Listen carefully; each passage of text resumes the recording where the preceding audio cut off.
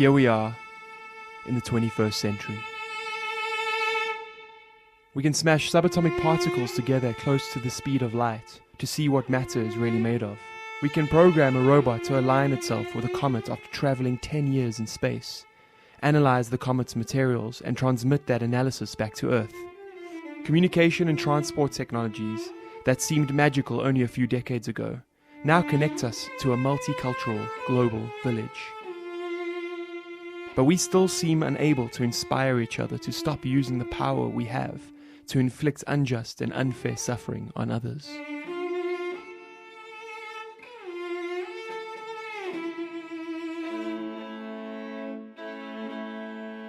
The gap between the poor and the rich is growing.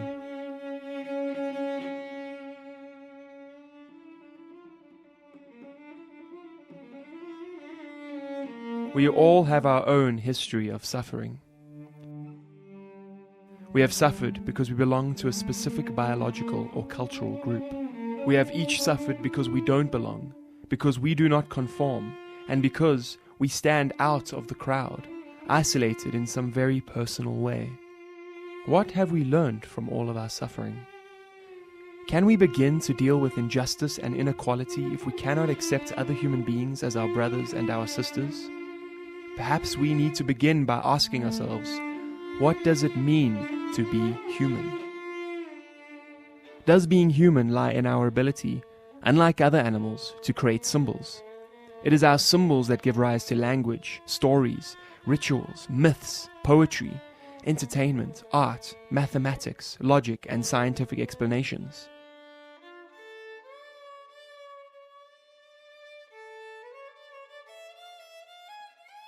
But we also use our language to imprison people in harmful stereotypes, reproduce the prejudices of our parents, and incite violence through our hate speech. Does being human lie in our highly developed brains? Unlike other animals, we have a large prefrontal cortex that allows us to step back from a situation, reflect on it, and see the bigger picture. It helps us to resist impulse, delay satisfaction, and plan for the future.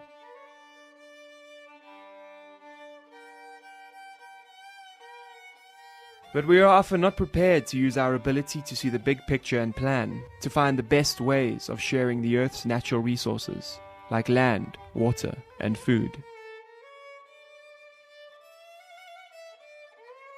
Does being human lie in our imagination, learning through play, asking questions out of deep curiosity, creating experiments that tease reality into revealing itself, thinking about possible futures that inspire us with hope, and innovating technology to improve the quality of our lives?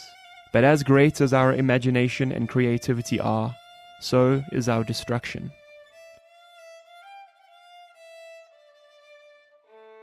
Through malicious cruelty, through neglect, and through the waste produced by our greed. Does being human lie in our ability to create technology? We may not have the speed and the strength of other animals, but we can adapt any environment to our needs.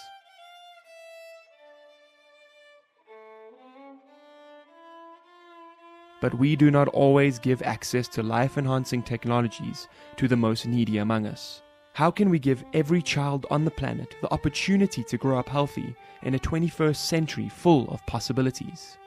Things like genetic engineering and AI are going to challenge our ideas of what it means to be human. How can we talk about these things with intelligence and compassion? We need to start practicing these conversations now. Does being human lie in our spirituality? A yearning to connect with something bigger than ourselves, aligning our thoughts and actions with a wisdom greater than that of any individual human being, finding a meaningful place in our universe? Our spirituality can inspire what we think of as best in human beings, and unite us in solidarity with a community that cares and has extraordinary resilience.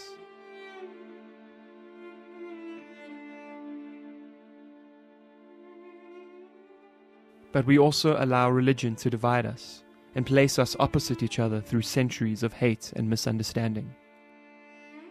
Being fully human may mean having the courage to name our real enemies, our fear of change, forcing us to hide behind our pain, the paralyzing guilt we suffer when we do not succeed according to some imagined ideal.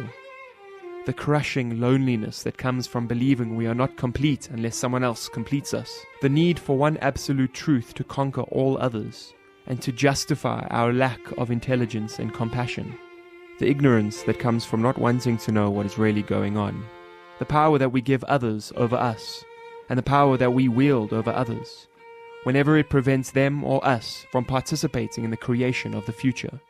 Perhaps what it means to be human is not something we can find out there. Perhaps, if we look deep within, we might find all the clues to our place in creation lies in our own creativity. When combined with great intelligence and great compassion, this creativity has been called a divine spark, the image of the Creator, an insatiable yearning to connect with the infinite, the way the universe thinks about itself. How can we create what it means to be human together? How can we create what it means to be human together with people who think differently from us? How can we learn from our own suffering and face the challenges of the 21st century without causing anyone else to suffer unjustly and unfairly, giving everyone the opportunity and the right to be human?